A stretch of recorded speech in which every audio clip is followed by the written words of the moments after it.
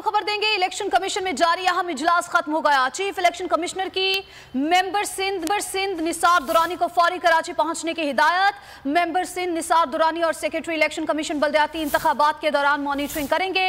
बल्दियाती इंतखाबात के दौरान शिकायत के अजाले के लिए इस्लामाबाद में कंट्रोल रूम कायम किया जाएगा।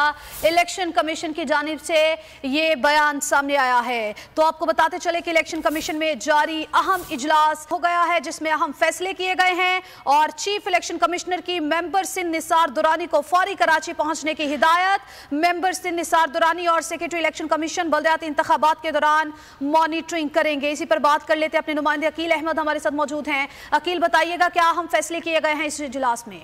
जी देखें, बिल्कुल इलेक्शन कमीशन का जो कराची में बल्दियाती इंतखाबात के हवाले से अहम इजलास से कुछ देर कबल ख़त्म हो चुका है और चीफ इलेक्शन कमिश्नर की जानिब से मेंबर सिंध निसार दुरानी को फौरी तौर पर जो है वो कराची पहुंचने की हिदायत की गई है और ये कहा गया है कि कराची पहुंचकर जो बल्दियाती इंतखाबात है उनके हवाले से तमाम अमूर का जो है वो जायजा लें और परसों जो है बल्दियाती इंतखाबात का निकाह यकीनी बनाया जाए।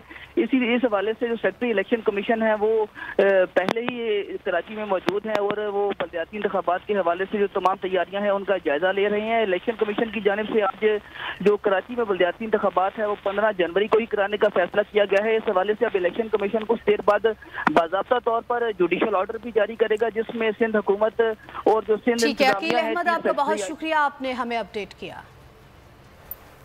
मजबूर कौमी मूवमेंट सियासी इंजीनियरिंग के तहत मुत्तहिद हो रही है।